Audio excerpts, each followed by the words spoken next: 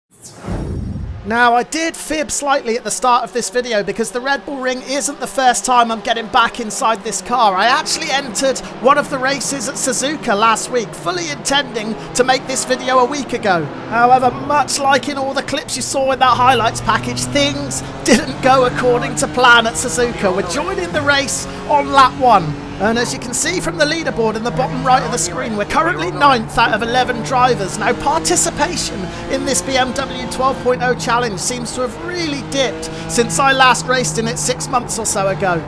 And with these small entry lists, it means there's only one single split, so we're going to be up against some really fast drivers here, and already we're struggling to keep in touch with the 8 cars ahead of us. Look at that gap to Evan Audiger in 8th. It's more than a second, and we're not even half a lap around Suzuka yet. Now, during qualifying, I was more than a second slower than every one of these 8 drivers ahead, so realistically, 9th position is going to be as good as I can manage here if I can hold off those 2 cars behind, but we're not even going to get the chance to do that because disaster strikes.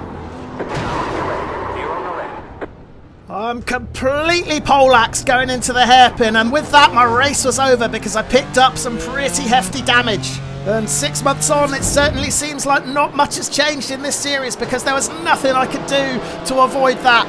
Now let's switch to the chopper cam and keep your eye on the driver at the back. He's going to come in a little bit too hot, clip the car in front of him, and it's a domino effect and I come off the worst. So needless to say, I was feeling pretty frustrated after this race, but fair play to Antonio, the driver who caused the incident. He did apologise to me after the race. There's absolutely no hard feelings there. It was an honest mistake. And it means we've got to do it all over again today at the Red Bull Ring. So will we fare any better? We've qualified 6th on the grid. So let's get over to the live action and see how we get on. Catch that 4, gas, green, green, green. Much like at Suzuka last week, it's a single split race. We've got some really fast guys at the front of this grid, but there is a lot of different abilities, and actually we're a little bit more competitive than we were at Suzuka 7 days ago.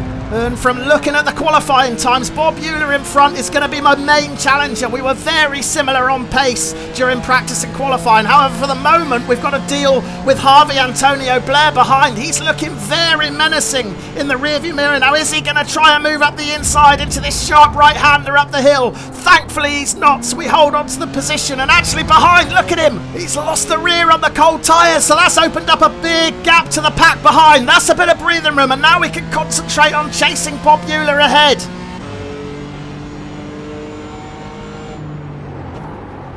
Oh, and I wondered if Euler was going to have a look up the inside of Rivera into that right-hander. He did think about it and he ran in awfully deep.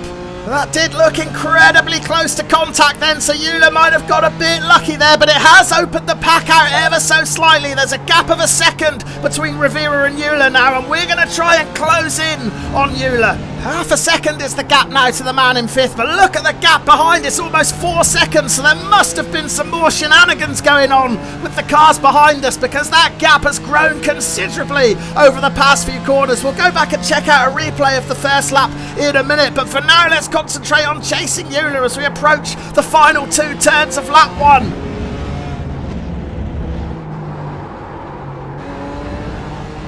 Just ran it in a little bit too hot into that final corner. It took me out a touch wider than I would have liked. We were going to end lap 1 in 6th position.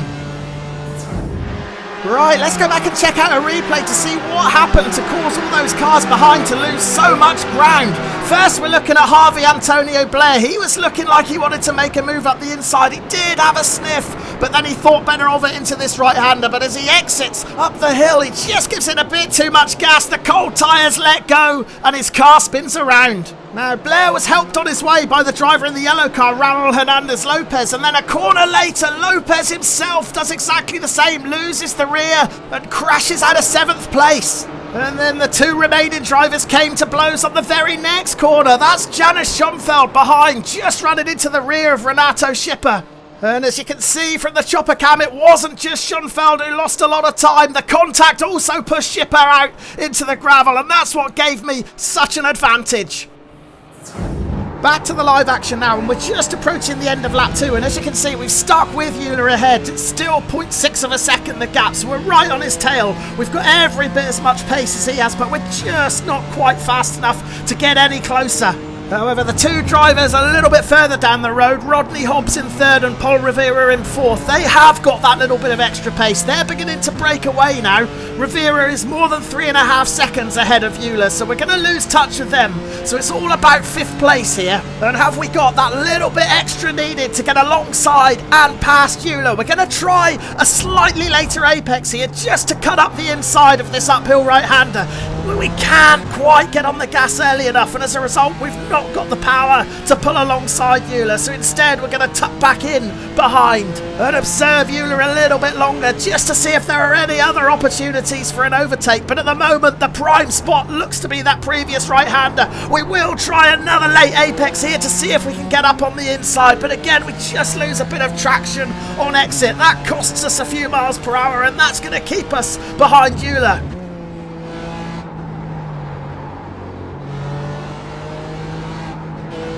Struggling a little bit with these 2 left-handers, that first one in particular, and you saw a prime example there of just getting on the gas a little bit too soon, just being a bit hasty, and then having to get off the gas to keep us off the gravel, and that all cost us a few tenths of a second there, so Euler's got a little bit more of an advantage. Now it's up to 0.7, the gap, as we approach the final 2 right-handers to complete lap 3.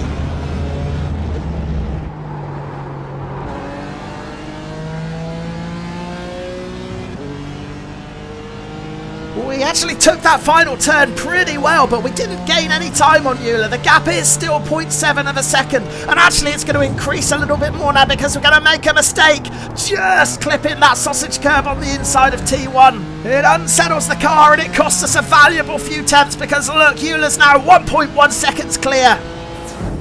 We fast forwarded to the end of the fourth lap now, and you'll see from the leaderboard that we've managed to claw back a couple of tenths. The gap is down to 0.9 seconds now. We've got to try and get T1 better this time. We do, and actually it's Euler this time who runs a bit wide out onto the paint, so that's going to compromise his exit. And this is a great chance to close in even further. And we know we're a little bit stronger than Euler at this right-hander at the end of the long straight, so it's a great opportunity now to apply some real pressure. How close can we get?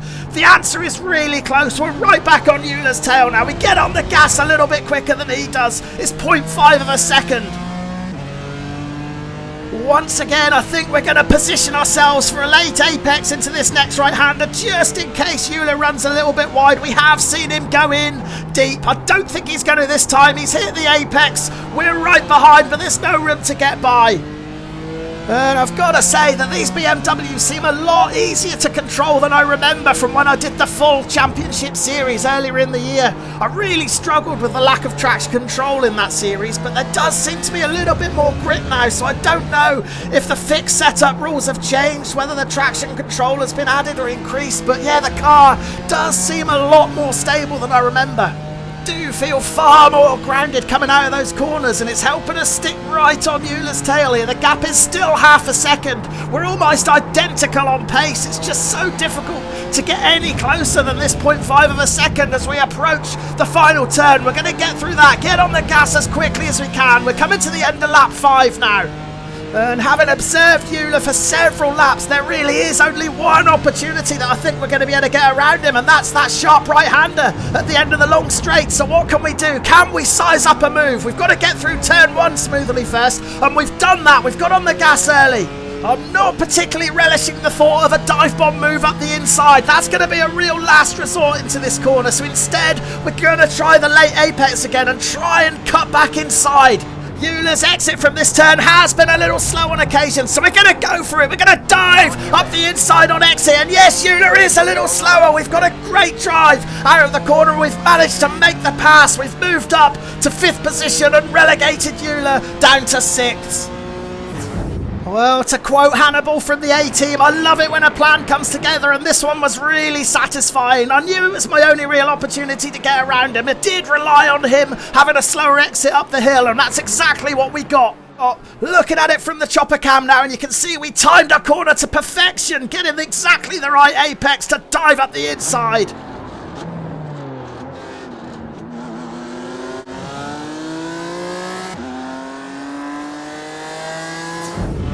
For the next couple of laps, I managed to stay in front of Euler, but he wasn't going anywhere. I couldn't shift him. He was always within 0.6, 0.7 of a second, and we're rejoining the live action on the penultimate lap. And as you can see from the leaderboard, it's still half a second, the gap. Now, earlier in the race, we saw me struggle at this section, and I'm going to make another slight mistake, just turning in a little bit early. I take the apex too early. That ruins my line. Then I have to get off the gas to avoid running wide, and look, it's invited a sudden challenge from Euler. He's right behind me now. It's 0.3 of a second. He's going to be in my draft, charging up to the final 2 turns, and then we're going to be starting the last lap. So just when I thought I had a little bit of breathing room, he's right back to pressure me. Through the second to last turn, and now we've got to take the final corner, and then it'll be 1 lap to go, so that means 1 lap of defending. But we know from when we were behind Euler earlier in the race how difficult it is to pass, so I know as long as I keep my lines, as long as I hit the apexes, I should be okay. And I'm pretty sure that Euler hasn't got more pace than me. We saw how evenly matched we were during those few laps when I was trying to chase him, so it's going to be a mistake by me that's probably going to let him through, so we've got to make sure that doesn't happen on this last lap. And we're approaching this sharp right-hander, and we know we're a little bit stronger on exit here, so I'll feel confident if we can get out of this corner in front. He's right behind, and in fact, he's a little bit later on the brakes, and he went around the outside, I think, to avoid hitting me, but that's going to compromise his exit even more, so we're going to get a good breakaway up the hill. Look at the gap now, it's 0.6 of a second. We've got half a lap to go, so we're looking good to hold on to this 5th place now. We've just got to keep it tight, keep it steady through this section. We saw that I've been a bit shaky through here, particularly the next 2 left-handers, so let's make sure we get them right.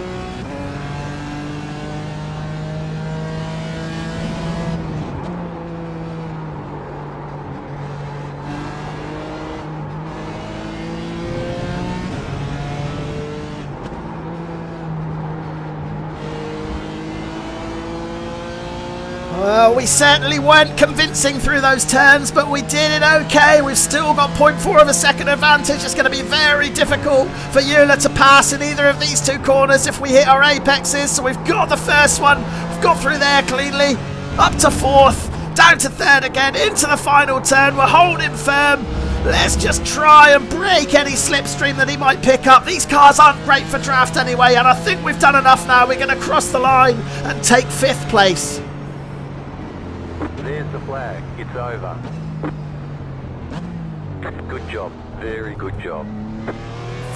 So there we go. For the first time in a very, very long time, I've finished a BMW 12.0 challenge race with no incident points. Unheard of. And we're watching a replay of the moment on the final lap when Euler got closer than ever. He was just a little bit too late on the brakes, and he had to take avoiding action so that he didn't hit me. And with that, I finally got a bit of breathing room and managed to hold on to that 5th place. So yeah, I feel like I've faced my demons and managed to settle some old scores from this series. I'm relieved to get through a race with no incident points, and there we can see we had some pretty talented drivers ahead of us. In particular, the winner, Andrei Kovalevsky. Look at that iRating, 4,903, 4 times higher than mine.